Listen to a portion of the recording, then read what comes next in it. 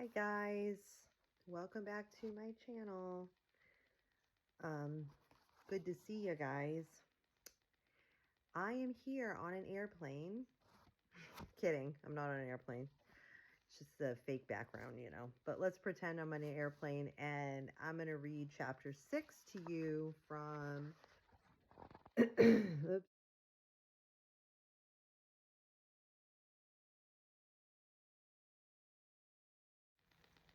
A Trip into the Supernatural by Roger J. Morneau. Sorry, I meant to get up here sooner. It's just been busy. It's that time of year. I really was hoping to get a couple more readings done by now. But I'm here now. I have a quiet moment. Hopefully it will last. And I want to get chapter 6 up so you guys can partake. Okay? So let's just jump right into this. All right. Chapter 6, Pressure for a Commitment. And thank you, everybody that's been listening. Thank you. I hope you guys are enjoying. One particular evening, as Roland and I conversed with the Satanist priest, he mentioned that the time had come for both of us to begin exercising with faith in the power of spirits, since the Master had instructed him that we should. One of my many gifts is yours to claim, he said, if only you are willing to profess faith openly in the Master. It consisted of participating in a Satanist ritual in which we would state before the assembly that we recognize Satan as a great God, the supreme ruler of planet Earth, willing to bestow wonderful gifts upon his believers. We would then claim for ourselves such a gift as we desired. Finally, we would seal our confession of faith by depositing a pinch of powdered incense over live coals on Satan's altar and genuflecting before it. My friend did not hesitate at all, even though I felt like giving the matter some thought before making a decision. Roland offered many reasons why that evening was the ideal time for me to take that important step in my life. Although I am now ashamed to admit it, I gave in and went through with it. I asked for the gift of divination that I planned to use in the following way. In my sleep at night, I would dream of the winning names and numbers of racehorses at a particular track the next day. Then I would go to a bookie and bet on them. That very first night I had such a dream. Most vividly, I saw the winners at 3 racetracks on the coming Saturday, 3 days away. On the day designated, I proceeded to a bookie, and sure enough, I spotted up on the board the names I had seen in the dream. Since I didn't have a great deal of money to play with, I placed a small amount on the first 2 races and won about $60. The third horse paid 21 to 1 because it was far from being a favorite, but realizing that the spirits had informed me correctly up to then, I figured that I should invest 20. The horse came in first, and I was the only person in that place to walk up to the cage to collect. I picked up the $420 in cash, said thank you, and left. Walking tall over my newly found good fortune, I headed down St. Catherine Street to one of my many fine men's shops and bought myself a tailor-made suit of clothes costing about $200. Similar experiences took place on other Saturdays, and before long, the owner of the bookie joint had his manager bring me into his office. He wanted to have a chat with me, and after we had talked for a while, he realized that I didn't know much about horse racing. I'm amazed, he said, over the fact that having such little knowledge of the subject of horse racing, you pick the winners so well. Do you mind telling me who feeds you your information? When he realized that he was getting nowhere with me, he said, "You're too costly to have in my establishment. I would like you to leave and not ever come back. If you need the address of other bookies in Montreal, I'm willing to give you a list of them. My sudden prosperity was nice to experience, but in reality, it didn't make me truly happy. Somehow, It brought no contentment. However, Roland was having what he called the best time of his life, as the spirits worked fantastically for him. One particular evening, something happened that really disturbed me, and many persons had testified as to what the spirits had done for them. The priest suggested that we all go down to the worship room and have a praise session to the gods. We will speak the language of heaven, he said. It makes our master and the chief counselors very happy. His statement puzzled me, but I felt it was probably best not to ask how devil worshippers could speak the language of heaven. Yeah, that doesn't make a lot of sense. Once seated in the worship room, everyone received a church hymnal, and I mean a Christian church hymnal. In fact, the priest mentioned 3 Christian denominations using that particular one. After he had performed a short ritual before the altar, he told the assembly to turn to a particular hymn and sing along with them.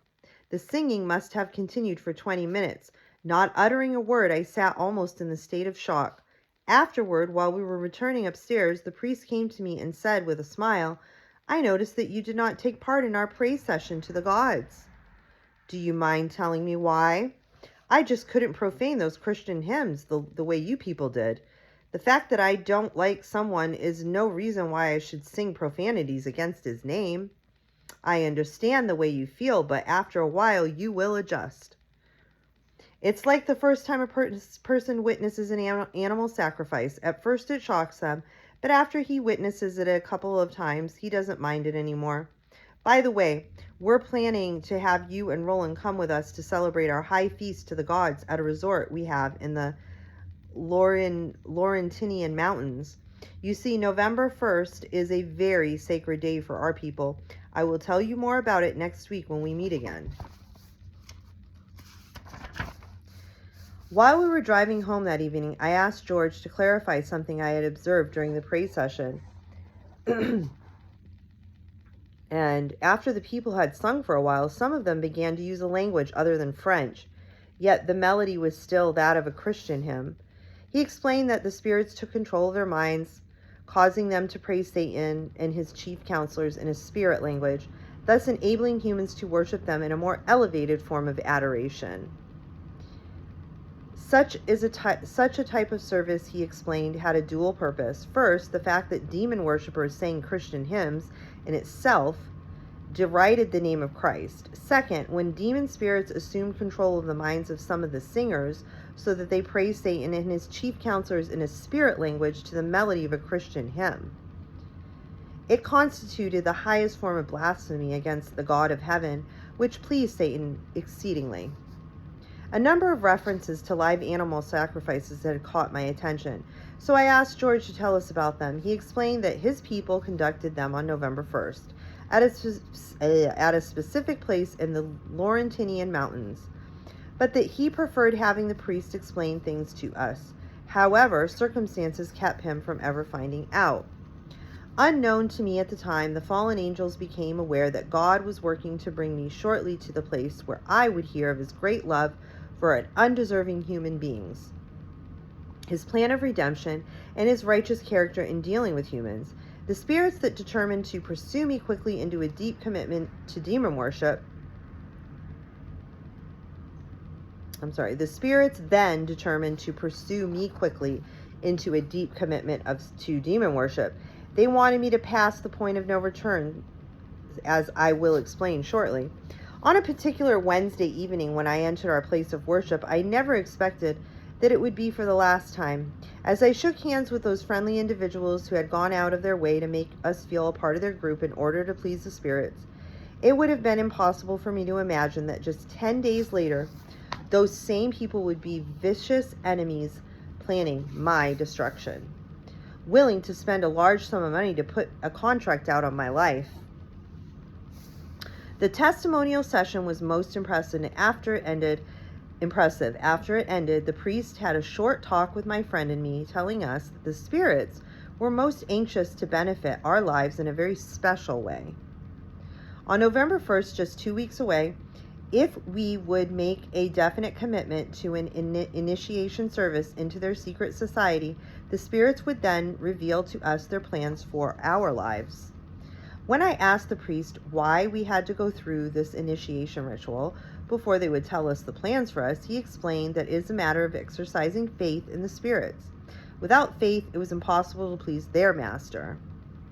But pleasing him would in turn result in many benefits to ourselves. Gentlemen, please come with me. I would like to have you hear how the master rewards people. We accompanied him into a room earlier that evening. As I passed by the closed door, I had heard a fantastic clattering of typewriters. He knocked and someone responded, "Please come in." When we walked in, we found a man stuffing large brown envelopes with sacks of legal-sized typewritten material. "Julian, you have met these gentlemen before," the priest said, "but I doubt that they know your occupation and how the spirits bettered your life while you did good for others. So I brought them in to have them hear from you personally about your experience with the spirits once you were initiated into our society."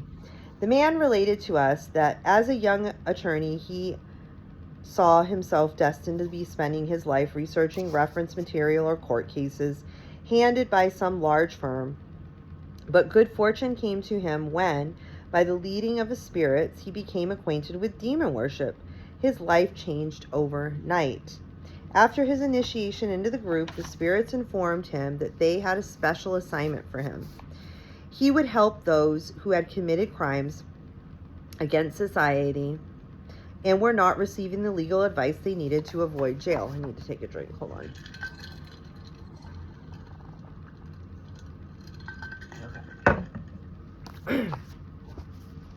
To avoid jail.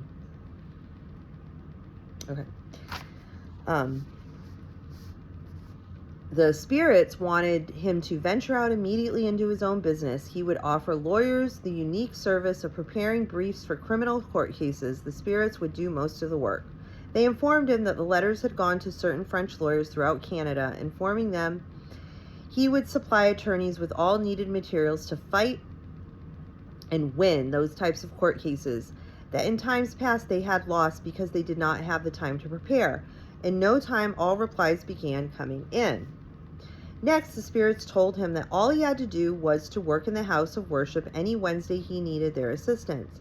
His efforts consisted in feeding paper into 3 typewriters until the spirits had set up each brief in its entirety. On the table in front of him were the typewriters and about 50 piles of paper. They ranged anywhere between 1/2 inch in thickness to about 3 inches. He explained that all the material had been typed as fast as he could slip paper into the 3 typewriters. It contained the proper procedures to follow to court, case histories of similar cases tried in the past, etc. When the priest asked him how the attorneys accepted his services, he declared that they were just delighted to use them because of the excellent results. The priest's question of how much dollar value the work before him represented, Julian replied that it involved many thousands of dollars.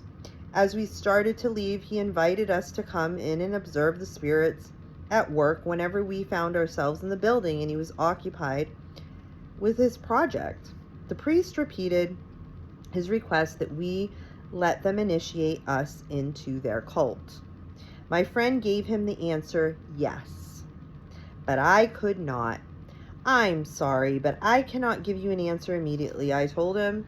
"Next week at this time, I will give you a definite answer." Not realizing it, I shook hands with the Satanist priest for the last time and then left. After going to bed that night, I could not sleep. The thought of initiation into the satanic cult kept whirling through my mind. Should I go through with it or not? The experiences of the past few months passed before me, and many unanswered questions regarding the forces of good and evil filled my mind. Even though I have discovered many amazing facts about the supernatural, I felt that it involved much more than just what I had seen. I realized that one could not completely trust demon spirits and their claims of what they declared to be God's unfair dealings towards them. Where could a person find truth? Certainly not in any of the Christian churches, I thought, or I would have heard it by now. In my perplexity, I felt that somehow I needed help in the making of an intelligent decision, and an almost overwhelming sense of helplessness caused me to exclaim aloud Is there a God in heaven who cares for me? Help me. Shortly after speaking those words, I turned on my side and I fell asleep. The next thing I knew, my alarm clock rang. That Thursday morning, I went to work, buried in my thoughts. Shortly after I had met Roland and began to attend spiritualistic seances, I started a job I had applied for some time previously. It meant my taking up a trade, that of embroidery, for a firm specializing in the type of service to dress manufacturing firms of Montreal. During the time I was operating my embroidery machine, I mulled over and over the decision I had to make within a week. By Friday noon, I had come to one, that I had no other choice than to go through with the initiation.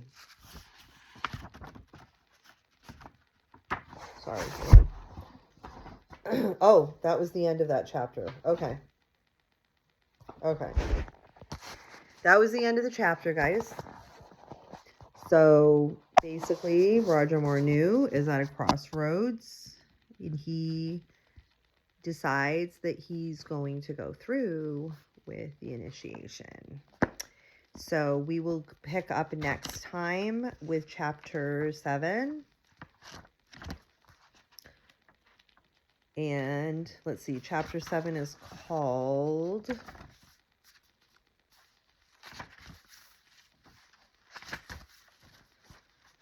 Oh, I'm sorry. Maybe I can just... I'm trying to hold my phone, and I don't have a stand for my phone. I'm holding it with one hand. Okay, chapter 7... From demon worship to Bible study. So that will be good.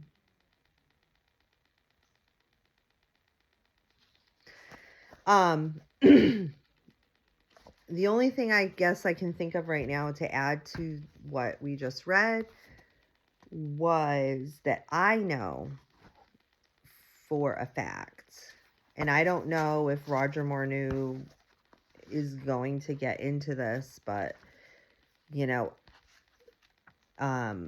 they don't just sacrifice animals in these secret societies. You know, that's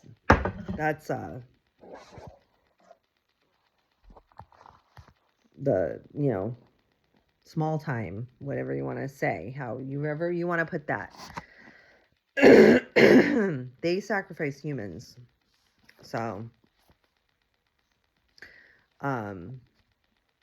these secret society groups that worship Satan and his all these fallen angels, little g gods, they do human sacrifice.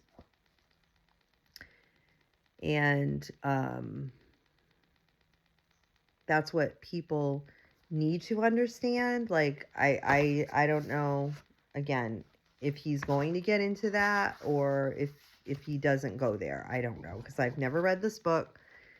And I mean, I'm also realizing that, you know, he didn't get too deep into it. He was just like right in the beginnings of it. So, you know, there could be that if he would have gotten further into it, they would have revealed that to him eventually, because a lot of that's how it works in these secret societies. Like, you take people that are like Freemasons, or, you know, the people that are just like the low levels of Freemasonry, right? Like under 33 degree, because there's you get degrees in Freemasonry, right? Sorry. The people that are the lower levels, they really aren't privy to understanding who, number one, who they're really worshiping, who is Lucifer. That's who they're really worshiping. And, you know, there's a lot of knowledge, you know, that they aren't privy to until they get up into the higher levels of Freemasonry. So that's just the way these secret societies function. Now, having the internet and everything we have today, guys, we are living in a time of knowledge. And so, like, unless you're just literally like just purposely deciding not to understand things like the truth, of Freemasonry, of secret societies, of all of this stuff, you put your head in the sand and you just don't want to know and you don't want to understand it. But that's, a lot of people do that, and they don't want to know and they don't want to learn the truth. But there's so much information out there at this point, guys, and things aren't hidden like they used to be. Things are not hidden. They're not. Not with the internet. That's the thing. I mean, the internet has been a horrible thing in so many ways. It's been totally horrible. It's disconnected so many people in so many ways. Like, it's weird. It's crazy because it's a paradox, because it's like connected people, but it's disconnected people. It's used for so much garbage and just bad stuff. And it's already done so much damage to the human race, humans, mankind. But then there's another side of it that it's been God is using it in such a powerful way to reveal truth. And for people who are seeking truth, it's very powerful. It can be a very powerful tool that you can use to find truth. And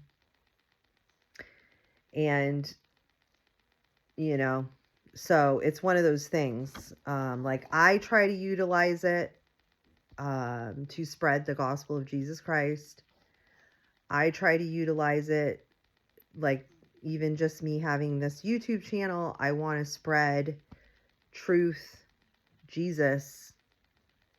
And I have other stuff that I've put up on YouTube too, since I've started my channel, which has already been like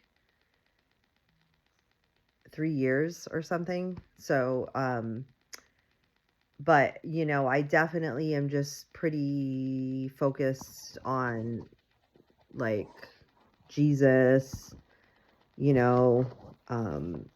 truth, books like this that give us more understanding of the spiritual realm, and that there are demonic entities that are,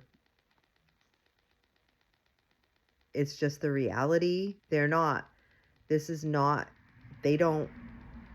aren't supposed to be here, like, doing what they're doing, but Adam and Eve gave over the keys to them when they ate from the tree of good and evil in the Garden of Eden, and we're still dealing with the consequences of that. So one of the consequences of that is dealing with these spirits. And there's only one Holy Spirit. Okay, there's only one Holy Spirit. But there are many other spirits in this earth realm that we're in, and on earth, roaming to and fro, tempting, oppressing, looking for those they can deceive into worshiping them, into obeying them, into following them instead of following the one true God. So that's just the reality of what's going on until Jesus comes back, okay? All right, guys. So I will read chapter 7 soon. I promise. All right. God bless. Remember, there's always a reason to smile with Jesus. Always. Love you guys. God bless.